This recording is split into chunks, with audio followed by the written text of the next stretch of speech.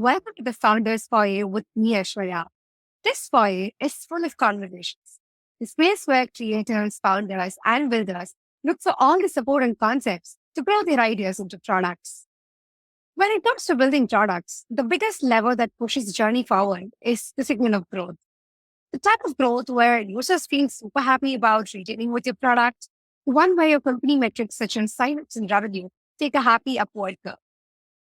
We've probably heard about, oh, that's a growth problem way too many times. But no one has a challenge with pushing the product to the wider world. So, how does one cross this chasm and see the better sides of growth? We've got Adam Fishman, the leading growth practitioner, to help us navigate with these questions. Adam has built some of the fastest growing consumer companies like Patreon, Lyft, and Imperfect Foods, where he served across various roles like CPO, VP of Product, and Head of Growth. From driving a company's critical pivot and rebrand to helping a company scale to about $100 million in revenue, Adam has been the face behind so many core product growth phases. He's the author of the Fishman newsletter, and he's a creator and host of another podcast as well called the Startup Podcast, and the name of which is super curious, and we have to dig more deeper there. Before we go on to the episode with Adam, I would love to talk about one of my recent favorite apps, Recast Studio. If you're a product builder or a podcaster, publishing video content and looking for ways to simplify your creation journey, then Recast is your go-to app. Transform that one episode into months of engaging content. For Recast Studio is your AI-powered marketing assistant that helps you generate short-form video clips and audiograms. It also helps you write compelling show notes, blog posts, social media posts, newsletters, and so much more that resonate with your audience. No more struggling to find new ideas or spending so many hours just to edit and produce that content. Recast Studio does the heavy lifting for you, and you can focus on what you do the best, that is creating amazing podcast episodes. My experience with Recast has been super smooth. From uploading my episode to generating quick shareable snippets, this whole journey just takes me a couple of minutes. The best part is being able to pick my own template and letting AI do the rest of the magic, from generating the apt titles for my snippets to highlighting the best portions from my episode and converting that as video clips. Recast is the sponsor for this episode of the Founders Foyer. If you would like to check out Recast and use that for your video creation journey, then all you have to do is go to recast.studio, which is recast.studio. That's Recast Studio for you. I'll be happy to share my experience as well, so feel free to send me a message.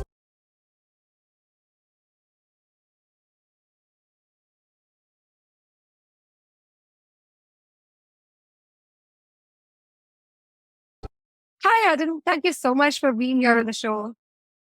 Yeah, thank you. It's exciting to be here. Excited to talk about growth and everything else. Absolutely. And I can't wait to get started with a lot of these burning growth questions. And definitely we are covering that Startup podcast bit for sure. So, let's get going with what often people talk about growth and they try to bring their experience with growth. But how is your journey into growth really? Like, what made you come into product and growth and tech in the first place?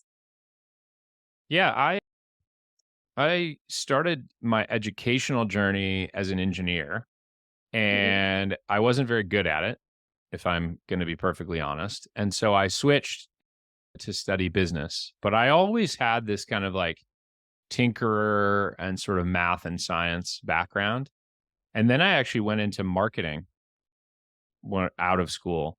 But I wasn't excited about traditional, big brand advertising and things like that. I was much more excited about the nascent and growing internet and marketing on the internet, which is much more of a measured and analytical discipline. And so that was kind of how I got first into it. I started doing marketing on the internet for some companies, and then spent most of my day in spreadsheets, and then moved into analytics and experimentation, and then into product-based growth. And so that was kind of like my journey, was just following the movement of the industry, always with a analytical bent to my work. and much more of a quantitative marketer and a performance oriented marketer earlier in my career. And that has served me pretty well since then. Right. Absolutely. I like the way that there's a sort of momentum with what you said, like how you found out what you're really inclined towards, and you also found a career that matches. And for once, I think when people talk about marketing, they always like think there's only like creative storytelling to it. And of course, the whole advertising angle to it, because that's been the age-old way people describe marketing. And when it's always about metrics and measurement, and slowly it's leaning towards analytics, people think that it's parting away from marketing and core product growth. So I'm so glad that you brought back the focus on now performance, and the measurement is very core when it comes to marketing as well. And I'm so glad that growth as a function and as a domain in itself is helping more people realize that importance and creating more paths for careers, I would say, because today there are so many growth marketers, so many growth PMs, and so many people like analysts trying to work on core performance metrics of different companies, different teams. So it's amazing to see how we've come way past how growth used to be before and how we are as tech emerges with time. Yeah, it really is. And I think, there's a lot of different definitions that people apply to growth. And it can mean a lot of different things. There's so many different Mhm. growth motions and models and loops. So it's not really just Yeah, one thing, one skill set. yeah, yeah. And not to mention about it, I think we should definitely dive deeper into this aspect of growth that founders and product people often talk about, which is like, hey, have you set up network effects? There's viral loop, there's user generated content. So thanks to social media and a lot of what internet has thought is about growth, there's always this leaning toward, okay, growth is a way that a user brings another user, and there is like sort of some network effect, some cycle that just keep going. And that's all about. But as you just said now, there are so many angles and paths to growth, which are still untapped. And try to think one can layer up these different parts of growth and transform what a product would be capable of, especially because we are at an advent of AI and so many market trends.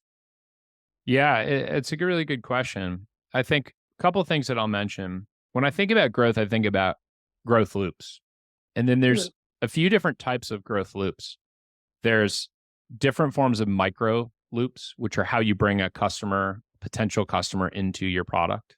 And then there's habit loops, which is how you build long-term habit with someone that drives retention and engagement. Those two are sort of your smaller loops, right? You have many of those. mm, I usually start with one or two, and then maybe you build over time. And then there's what you talked about, which is network effects. And not every business can have network effects. yeah, Certainly, those that can, highly defensible, really hard to copy.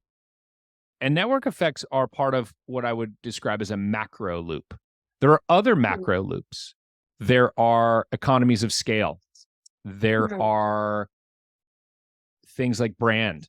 There are those types of macro loops. And some of them I'll give you a perfect example. mm, Instacart doesn't really have a network effect so much as it has a huge economy of scale because they've brought a ton of demand and a ton of supply into the system. And now the cost of getting a groceries to you is significantly reduced because they have a lot more people who can do that work. And so that's sort of an right. example of economies of scale. And Instacart's going to be maybe a 15 or $20 billion IPO. We'll see. So there's a lot of untapped parts of growth. And I think you asked, what does AI have to do with this? I think we'll see, right? First of all, AI can make it a lot easier to generate content. It can Mm, make it a lot easier both for augmenting user generated content as well as company generated content. And so there are impacts to SEO, which is sort of like content loop in and of itself. There are impacts to levels of personalization. right. There are all of those sorts of things. And then the other thing that I think people are underappreciating is the role that AI can play in detecting opportunities within your growth loop. There are products like loops.ai, which I'm a very small investor in. And those products are designed to generate insights for you just based on your data. And they're using AI to do that. And so I think it's going to transform AI and is going to transform not only the capabilities of existing loops, but it's going to open up discovery of new opportunities. And then it's going to make the ability to scale some of those existing loops significantly bigger. And so, and then, the rest is like, I don't have a crystal ball. So we'll see what happens. But that's kind of what I've observed so far and where I think we're going here. Right. I mean, it sounds to me more like there's no one single pathway to growth, but it's like a combination game where there is definitely, content growth, there's a wider growth, and all of this are layered up together and all of this work in combination. And there could be like some effects that one of it could bring through, whereas the rest of the distribution is brought about by the other kind of things that play through, like the ones you mentioned, which could be scale or which could be social growth or which could be SEO and, multiple other factors. Yeah.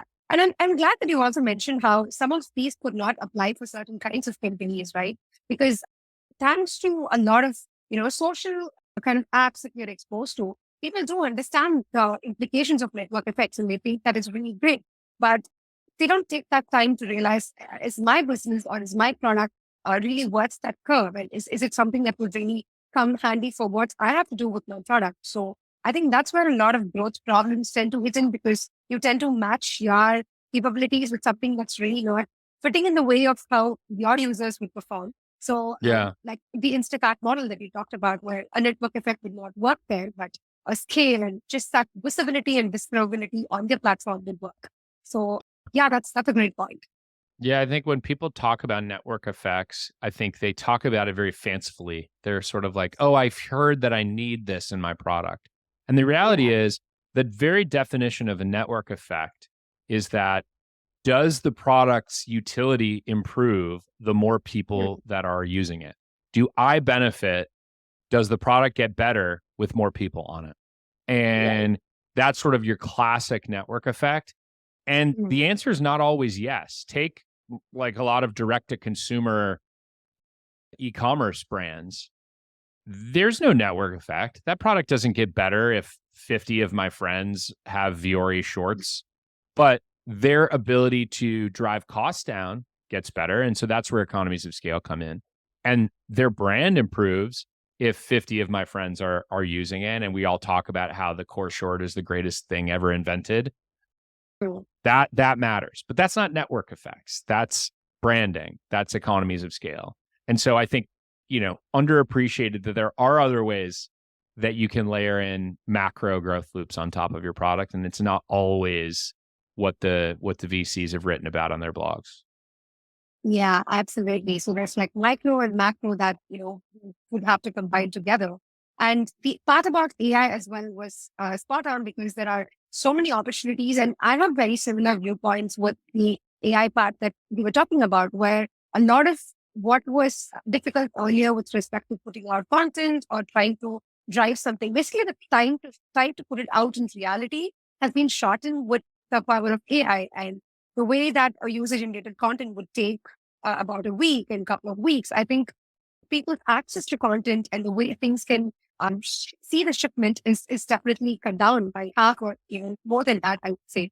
So yeah, in that sense, I think there's a lot of good opportunities waiting in store. And the rest of it is definitely logical, but yeah. Yeah. Cool. So we're speaking about branding, and I see that there's a lot more, critical impact that a branding for a product would have.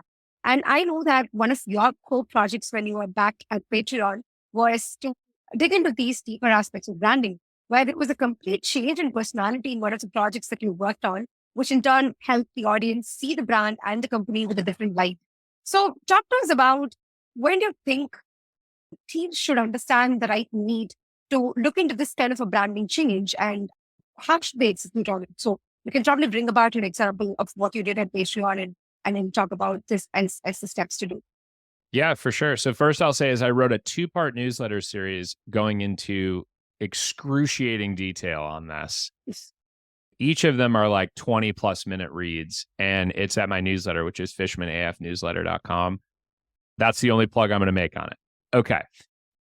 So what did we do at Patreon? Well, one of the things that I wasn't expecting to have to do when I got to the company was to reposition and rebrand the product. And that was what I found myself needing to do within 6 months of getting there. And it was because we had solved a lot of the core nagging problems with the product, the basics. We had a really high satisfaction level from existing customers. We weren't bringing the kind of creators onto the platform that we needed that really stoked the kind of word of mouth or viral growth of the product. And that was because they didn't want to associate themselves with our brand. The idea that a lot of creators have, rightfully so, is that they're on the A team and joining Patreon was an admission that they were actually on the B team. So they needed to ask for money to be sustainable. And so we had to combat this deeply rooted feeling that we had actually encouraged because we had started the business anchoring ourselves to Kickstarter, which is sort of the godfather of asking fans for money. And so the journey that we embarked on for the next year or so, culminating in a relaunch of Patreon, the product and the brand in the middle of 2017, was pretty massive. We had to change.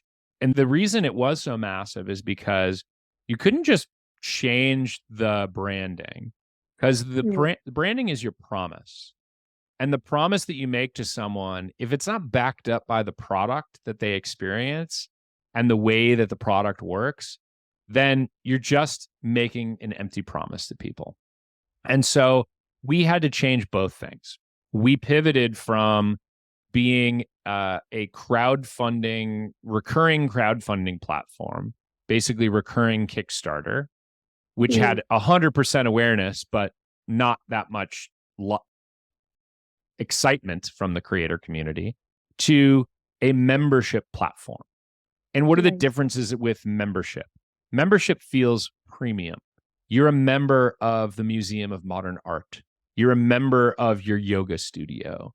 You are a member of a credit card community or something like that. And so membership connotes this idea of exclusivity, this idea that you have access and it's a privilege to have that access, and that you get special experiences that other people who choose not to be members don't get.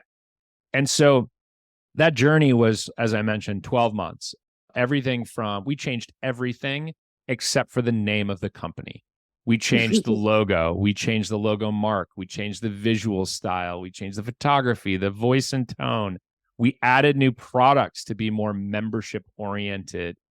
Things like the patron relationship manager, which was our version of a CRM.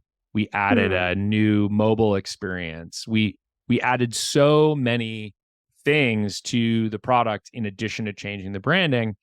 And it was massive. And it really helped Patreon, I think, turn the corner and continue to grow and accelerate our growth. And so that was a really, really big undertaking.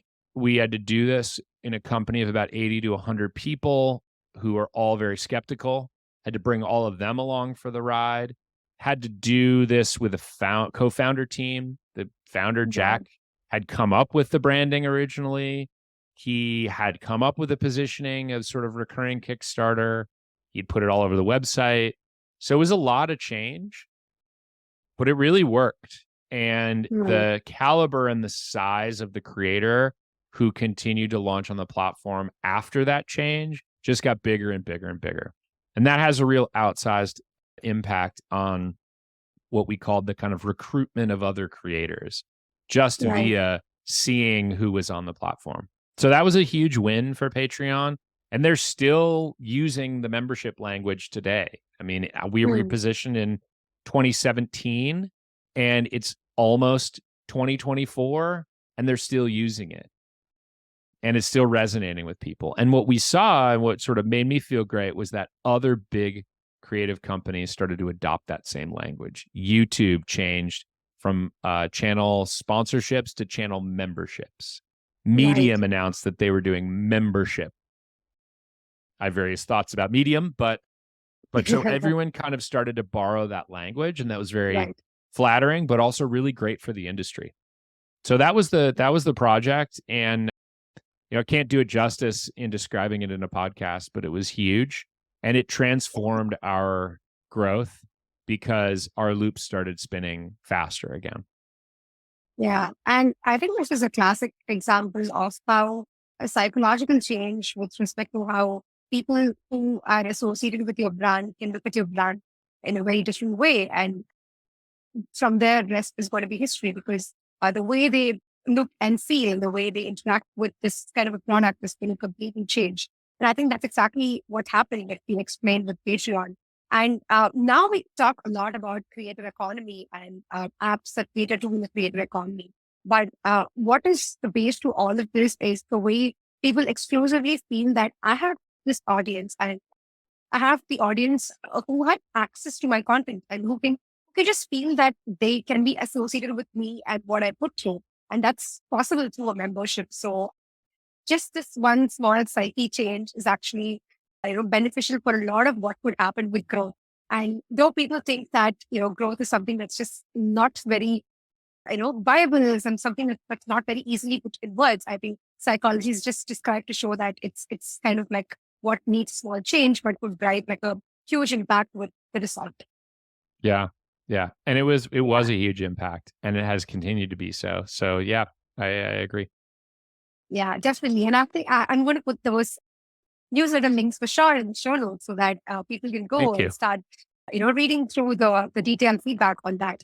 So, that's aside, since we're talking about a lot of the change that happened, as a final question, I have this thought on how did you and the different teams in the company manage to find the coordination? Because I think people say that growth is more of a marketing function, but from what a rebrand sounds like, it's a function that just touches across all of the other teams and scope of work as well, from a product to design to marketing to finance and just literally every part of the company. So how is it like to pull through this kind of a revamp? And what are some probably like 2 to 3 lessons which just come to top of your mind when you think about planning for such a revamp? Yeah, it's a lot of work, first of all. If you want to do it well and you want it to cascade through everyone and every team and every part of the product and not feel like you're kind of shipping the org chart, then everybody's got to get on board. The way that I positioned it internally was that we elevated it to a company level priority. So when you think about like company strategy and you think about even objectives and key results, OKRs or NCTs or whatever your flavor of organizational goal setting is, we made that a company priority. So it was clear that everyone had a role to play. So that was sort of number one.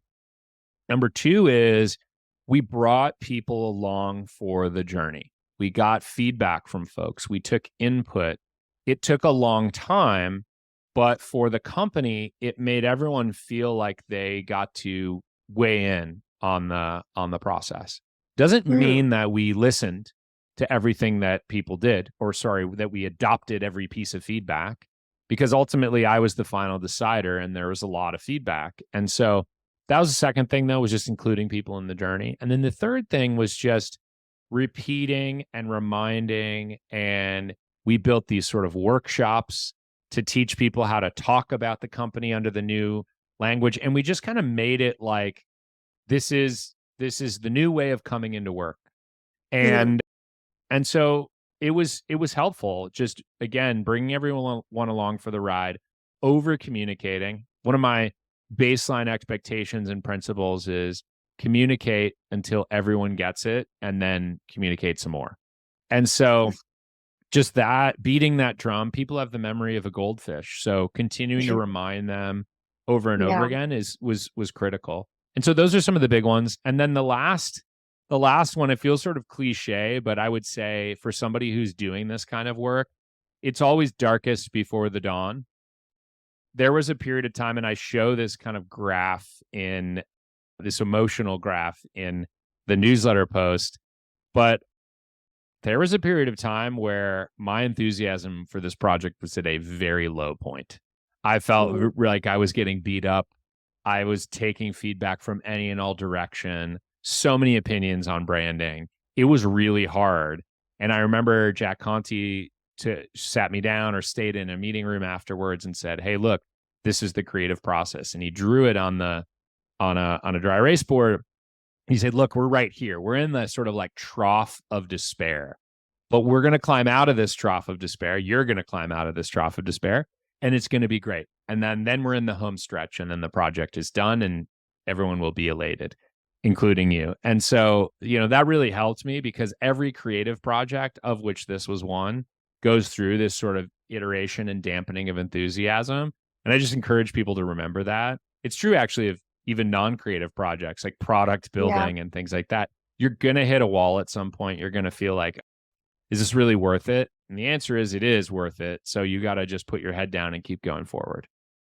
Yeah, it's like those, stories that people say where you just keep digging in and then you reach the final point and then you stop digging. And that's exactly where the goal is. So definitely, sounds as much as it's scary, I think the results are definitely going to be worth it for whatever amount of creativity that goes in. And the reason I was asking you more around this kind of a creative process and the way it could be very chaotic, because a lot of different teams and a lot of different people are involved, is for the fact that this alignment is something that a lot of founders and a lot of product teams miss on, because when they think that their opinion is the one that matters the most, and they think that they're the complete, or they're rather the singular stakeholder in some of these decisions, it gets messy, because the others who are relentlessly working towards such a rebrand or such a massive project think that what they're putting in is not really valued. And so it's a reckon a balance of the fact that, yeah, we have to take the decision, but at the same time, there's a lot of alignment that's still needed. Just make people feel like their work is mattered and what they're working on, even though it's the smallest of the change with respect to messaging or design or whatever it is, it's just taken into consideration. So it's more to do with the team culture and the way a leader structures the team. It has a lot of say and a lot of scope in terms of how this plays out in a larger project like this. Yeah, 100%. 100%. Super important to make people feel that their work was valuable along this journey. And because it was, but they needed to be reminded of that. So Exactly. And and as a person who usually leans towards over communicating, I'm so glad that you particularly mentioned that point. So it's like, communicate, but then do a little more of that. So totally with you on that. yeah. Cool. So let's shift our gears to a little bit more on one of those points that you still highlighted on, which is how Patreon, as an example to pick, took a SaaS kind of a model where a subscription, leg to it. So it's not very, strange. Rather, it's becoming very common to see a lot of consumer-based products trying to adapt this kind of a subscription model or a membership model over the usual transactional or commission-based model. So when it comes to monetization, and this is where most apps struggle these days, because they are great with users, but the minute they think that, oh, I'm going to have my users pay me, that's exactly where it feels like you're hitting a wall and that there's a lot of things to navigate upon. Start experiment and find out which would be the right tool. And why do you think there's this trend about consumer moving into subscription as from a business model perspective? Yeah, I think that's a really interesting question. One of the reasons that I think there's a trend of consumers moving into subscription is because all the investment is flowed into B2B SaaS companies. And people look at that and they're like, oh, there's a subscription here. We can do that. We can make it a B2C subscription. People will pay for that.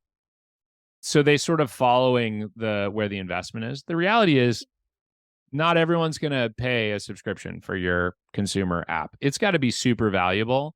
And I actually think that for consumer, there's kind of a freemium benefit where you should give a decent amount of stuff away for free. And then there's bonus things that you get and you can unlock with your subscription. But with consumer SaaS, it's really, really hard to charge a large amount of money. People are paying out of their own pocket. This is why Netflix and Spotify and Amazon Prime are like, barely double digits of dollars per month as a Yeah. cost. And so it's hard. It's really hard to build subscription consumer. And I think that's why, but that's also because people see that B2B SaaS that they're kind of moving and attempting to move in that direction.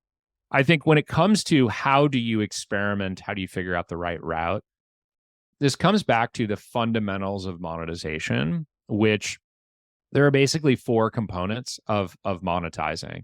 And not surprising, I wrote a newsletter about this too. There's, how you charge people, transaction, subscription, etc. There's what you're charging for, usage, extra value, etc. There's when you charge people. So do you let them try the product first? Is it freemium? Is it a free trial? Like when in the experience do you charge? And then the last one is how much. And how much do you charge? $5 a month, $2 a month, $14.99, etc. Each one of those is a dimension that can be experimented across. And so I encourage people to think through all that. I think most people wrestle forever over what should the price point be. Well, that's fine, but that's only 1/4 of the decision making. And actually, people are relatively price agnostic on small dollar amounts, right? $199 versus $399, probably not going to change much. But what you're charging for, when you're charging people, and how you charge people, that matters a lot. And so that's a thing. And you can experiment across all those dimensions. You can survey, you can use Van Westendorp surveying methodology, you can use max diff to understand features and functionality and how much people value those things. You can do willingness to pay surveys. There's a lot of different things that you can do before you actually put anything out into the world. And that's helpful. And even then, sometimes you got to just ship it and see what happens and tweak. And that's okay. The other thing I'll say around pricing experimentation is usually your new customers are the area that you can experiment on. Once somebody is committed to the product and is paying for it, hard to change that price. Although we've seen that lately with pretty much all of the consumer subscriptions, the Spotifys and the Netflixes and whatever, the price goes up, but on a very modest basis. And yet new customers are usually, they don't have an anchor point. And so they're where a lot of people experiment to drive conversion and acquisition. So yeah, so that's my take on experimentation. Right. So yeah, and I think you make it more possible to, want to take on those experiments to do with making the price point tipping. Because you're right with respect to how people look at pricing as, oh, my competitor is charging $15. So let me just go ahead and do like $12 or $13. So more like, making a win-win with respect to saving up $2, but really not looking at the point of what are you offering for those, $13 that you're charging a user for. So the how, what, and why are you charging this would really make a lot more sense. And those are points that we often find people missing out on. So yeah, that's really what we want to dig in. And as you were just talking to me about how these are the different dimensions to look at, also I was coming up with a couple of examples that I was seeing in recent times, like whether it's respect to Spotify or more of what's happening in the creator channels. Also, companies like, let's say, Thumbtack, where the traditional model is always like, okay, so I have like a service and, I basically have a commission-based model for service, but for them to take on a subscription kind of a service and still have a model that's completely worked out for them is quite rare. And, that makes me want to think, what are such exceptions where we think that model could not probably suit an industry like this, but changing a business model has probably made them adapt to a completely different take. Can you remember some examples in that direction? Oh, that is a really good question. Hmm. Well, I mean, I think some of what we're seeing with the social media products and paying a subscription fee Mm, to essentially get a seat at the table doesn't seem to be generating that much revenue for them. It it's not how people expect to use those platforms. Those are typically low ARPU ad monetized networks. And so I think that's an interesting one to follow. We'll see what mm, happens there. But essentially what is happening is they're actively making the product worse for people who don't pay. And that's going to be one of two things. Either people are going to say, "Well, I'm going to pay," which some people are doing, or people are going to say, "This product is terrible and I'm out and I'm going to go figure out something else." And I think there's another huge chunk of people that are doing that. And so that's one that mm, we're kind of living through right now where, I don't know how that's going to shake out, but that mm. is a big one to get people over the hump on paying for access and distribution. And, the casual users probably more of a consumption person, and they're not going to Mm. pay for it Right. because the benefits are more around the people who care about distribution. And so we'll see. We'll see what happens. But that's one where I'm just like, I think the jury's still out on that. I'm not convinced that that's the way that those things Yeah. should be monetized. Yeah. And that looks like a forced monetization, right? The fact that you just want to, I mean, you put yourself in the wannabe monetization category where you're like, okay, I didn't make any money, so let me just go ahead and slash this price and let me just see, how far it goes well with the users. If they're going to say no, let me just go ahead. I mean, to some sense, I think it's like experimentation taken to the most heights, and then like realizing the fact that okay, it's not sitting well with my audience, so let me like roll back all of this and then figure out what to do. Yeah. So in some sense, I think it's a lesson to us to know that you have to make experiments. It's not like pricing is a one set or a one time kind of a down strategy, but at the same time, doing reckless experiments is going to like cost really so much in terms of your audience trust and what you have with respect to the relationship with them.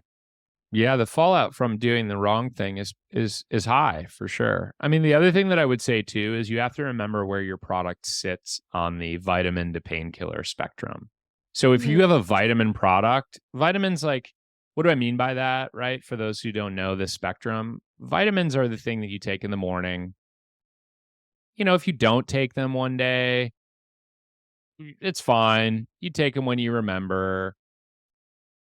It sort of feels like, I got to do this, like eating your broccoli or whatever. Painkiller is like, I'm in some pain and this product solves it.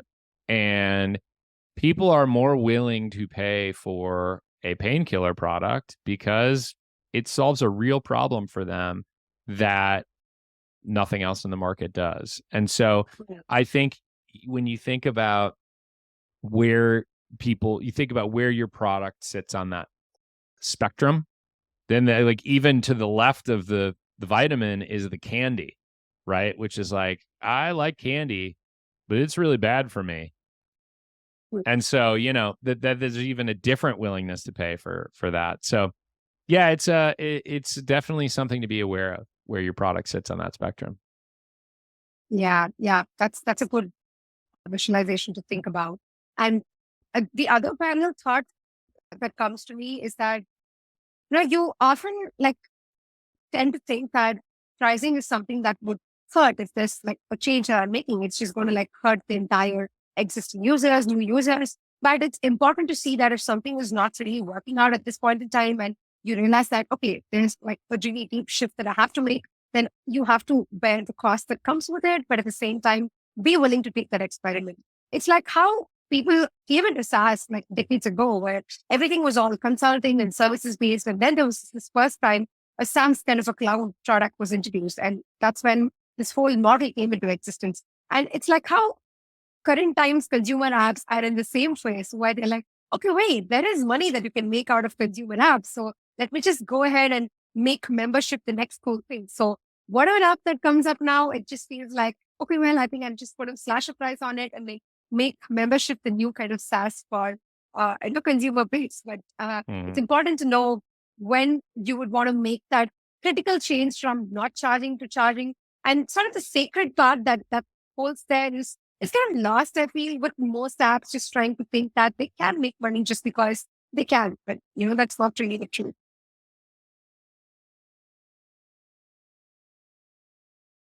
Cool. So, yeah, I think that was a pretty, good discussion on monetization. So, we're like also talking about how users tend to play around with apps. They have their whole journey by signing up and then walking through the product. So, psychology is definitely playing a role with how they associated with the brand and with you and with the product team. Walk us through how do you think this impact on various points of the engagement curve would look like? And coming to the favorite questions that most of the founders and product people would have, how do you reduce churn? Yeah. The first thing, I'll start with that question. The way to reduce churn is to create more habitual and engaged users. And the way that that happens is typically through your activation and onboarding experience. Now, once you have a habitual user, you can't just abandon them. You have to be present for them. You have to remind them of the value that they're getting, things like that. But if you want to shift the entire retention and engagement curve outward and Mhm. raise the retention at every part of the journey, start with activation and onboarding and work on it for a long time. When it comes to the psychology that's at play, I think one of the things that I look at a lot of homepages and landing experiences and things like that. And I think one of the things that people take for granted is what I would say is the emotional state that someone is in when they come to your product.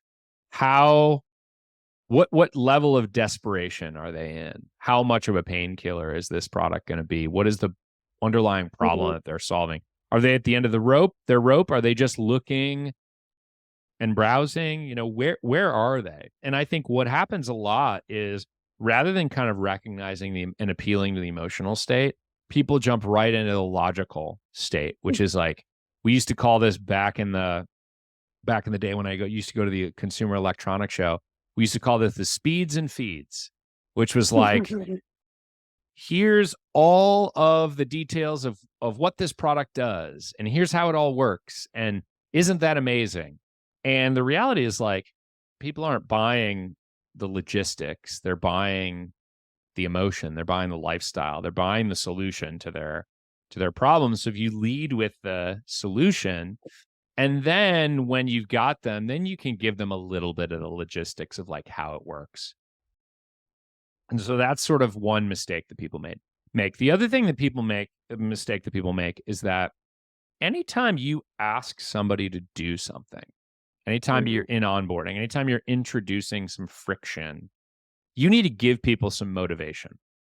Think about it as like they got to climb Mount Onboarding, right? They've got to climb up that mountain of your onboarding experience.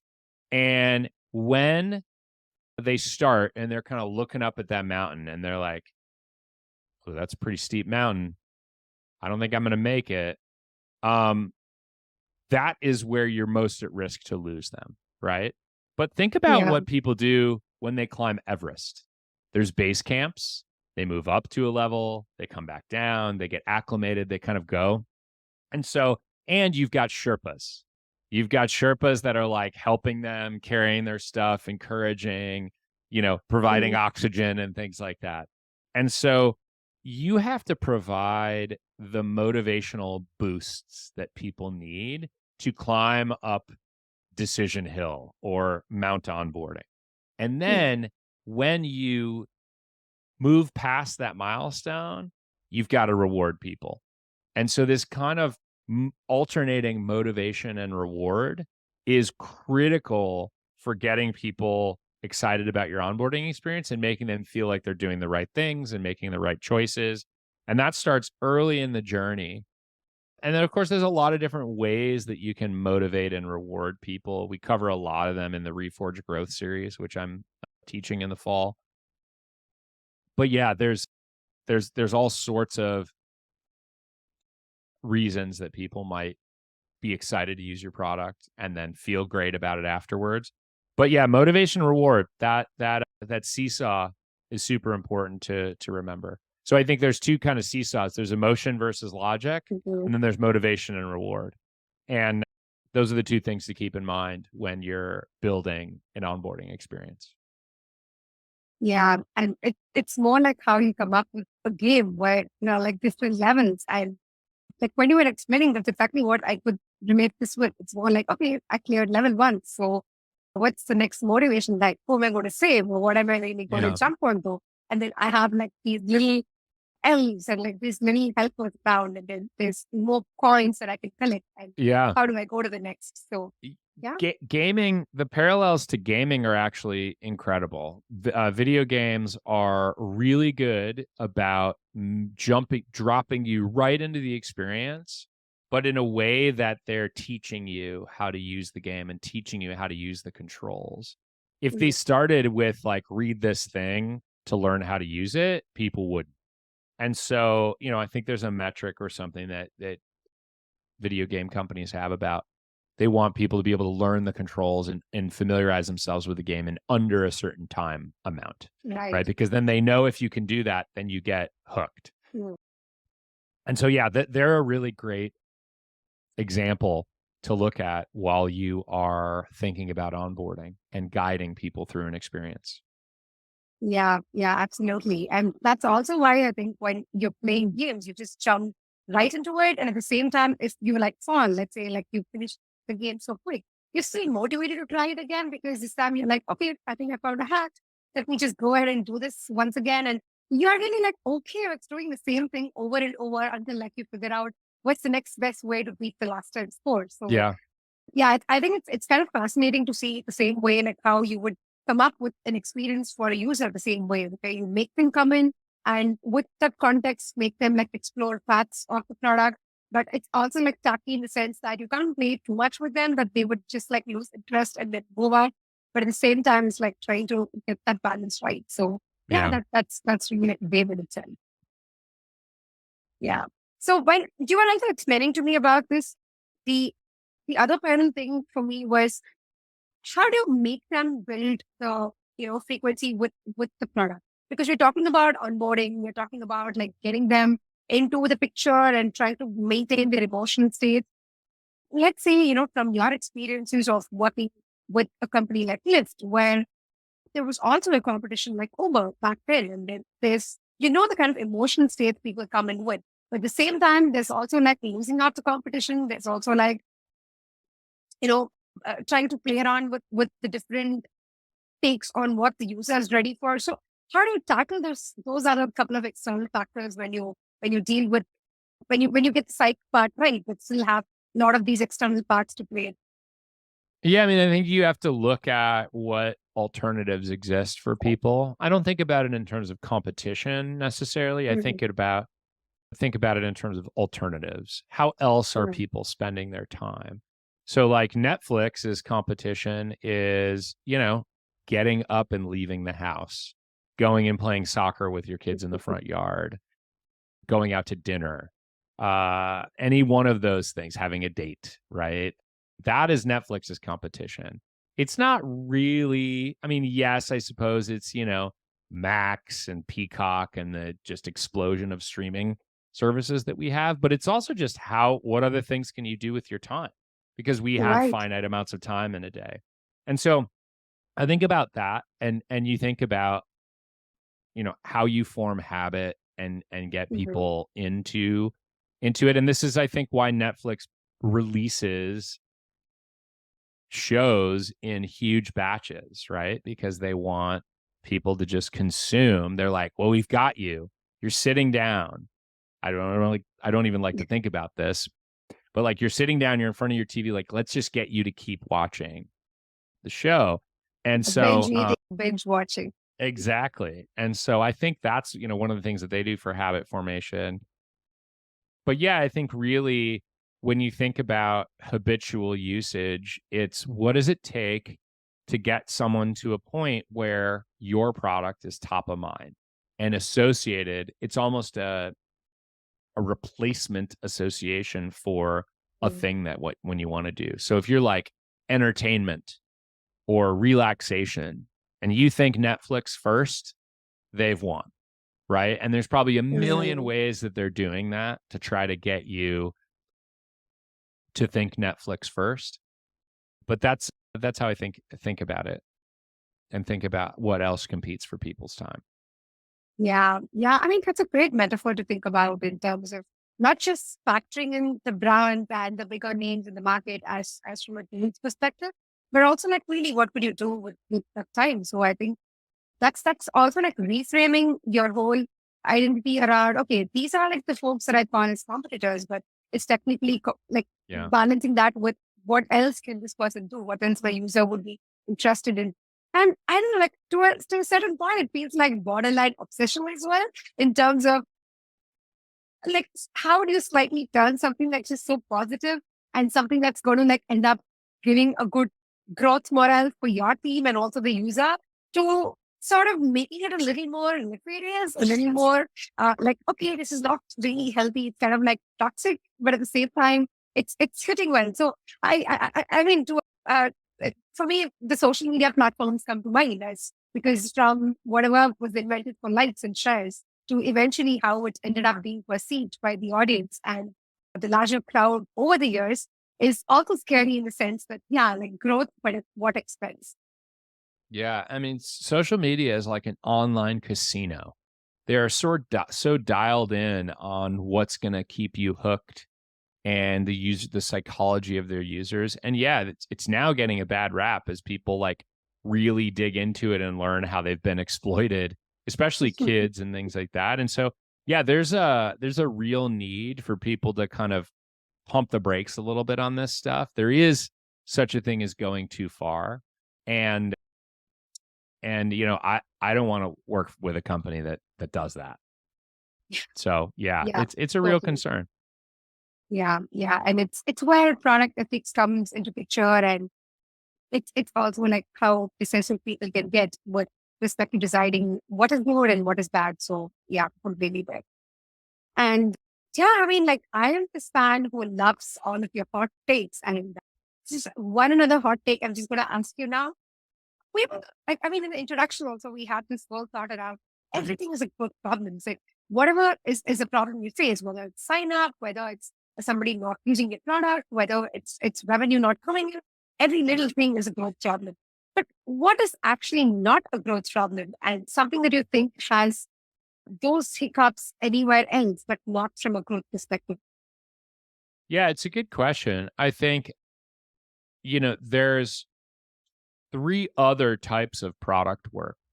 Sure. There's product market fit expansion, which is actually reaching a new audience with the product features and functionality that you have, building capabilities that need to exist so that you can expand your market penetration into other areas. So that's one. There's infrastructure and scaling, which, yeah, I mean, I guess it's a growth problem if your site tips over when a lot of people are on it. But also, Mhm. it's just what people expect. They expect pages to load fast. They expect images to load. They expect there to not be bugs. They expect to be able to log in, not see the fail whale and stuff like that. And then there's just core product work, which is how do you make the product more valuable to people over time? If growth is connecting people to that value through user psychology and habit formation and acquisition, the core product also has to get more valuable over time because people's expectations are changing constantly. What 10 out of 10 experience exists today is not a 10 out of 10 experience 6 months from now because people's what they want goes up, right? A new competitor or alternative emerges, people aren't as impressed by things anymore, et cetera. And so that's really kind of critical to do that other type of work. So all of those things, core feature development, Mhm. infrastructure, product market fit expansion, all those things are not growth problems per se, even though they will contribute to the long-term growth and Mhm. health of the company. Right. Yeah. Great points. And even though, they would like indirectly contribute, I think any hits that you would have in all the three verticals that you mentioned would actually feed into growth. But clearly there's a lane to say that these are not coming under growth, but something that involves contribution from other folks as well.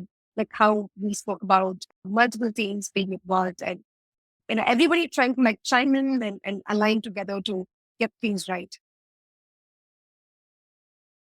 Right. Yeah, I 100% agree with that. Right.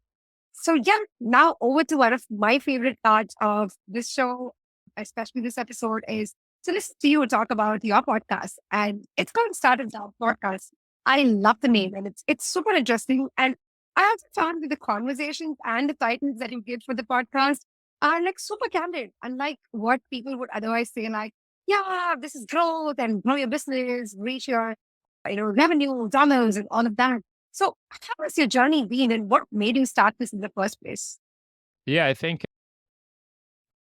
there's a lot of podcasts out there that are talking about growth, product development, how people build things. And I could have done something similar. I could have taken what I do for my newsletter and translated that into a podcast. When you think about competition, there's a lot of alternatives in that space.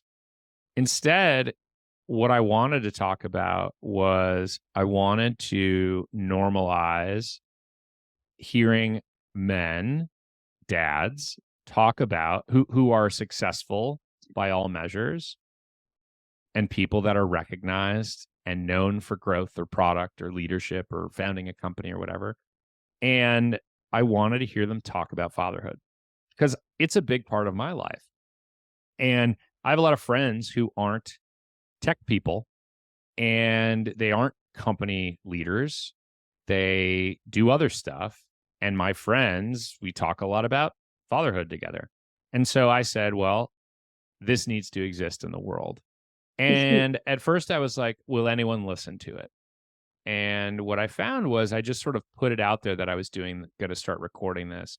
And the inbound interest from people who wanted to be on the show and wanted to talk about this stuff was through the roof. And so I've had to be more selective on who I interview and things like that. But it started with my own network and people that I was friends with and, sort of professional colleagues with. And it's branched out. And now I'm interviewing a lot of people who I've never met before, who I've just sort of seen saying interesting things out on the internet, who have been connected to me via other people. And yeah, I interview them and we talk very briefly about their professional lives. And we talk very extensively about parenting challenges, their significant other, their kids, best and worst experiences. And it's things that a lot of parents can relate to. And so that's been really fun. I think it's hard to grow a podcast, as you know. And so every week it's getting a little bit more popular than the previous week. Every week my downloads counts are going up. And I don't know where this goes, but I'm excited to meet at this intersection of fatherhood and parenting and recognizable leaders and people who professionally, but you don't know about all the other things. And so I'm learning a ton just having conversations with people, even from people who I knew really well, that we just never talked about this before. And then the reception has been amazing. People writing me back saying this was so well timed.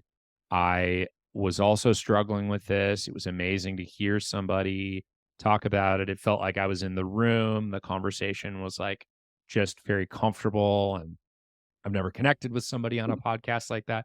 So that stuff's really really great, and I'm excited to keep doing it and get better at doing it. But it's very different from my newsletter content for sure. Yeah. Yeah.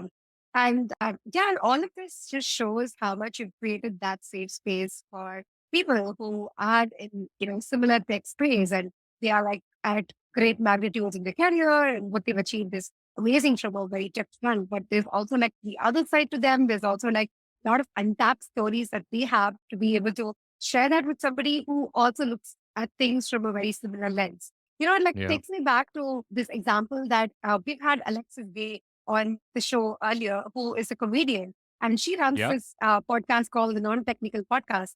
And when we were chatting about this, she made a very similar revelation about how much it is to bring out that non-technical side to people who are so great with tech, but who are also like crazy, who are also like, who have, interest in art, music, and a lot of other parts of passion to follow. And it's kind of amazing when you discover these new horizons with people that you know already. And you're like, okay, wait, I really didn't know that, you would like this, or you would have a certain thought towards this. So just getting to see those various versions of people and also like people who are new, but you get to befriend them, you get to be on the show. I think that to me has been the best part of running the show. And I'm so glad that it's resonating with another fellow podcaster.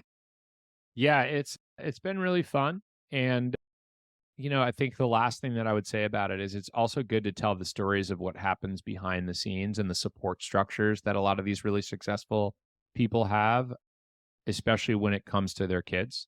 They often have a spouse that doesn't work outside the home or stays home with the kids, or they have full-time help, or they have, their kids are in daycare from 7 a.m. to 6 p.m.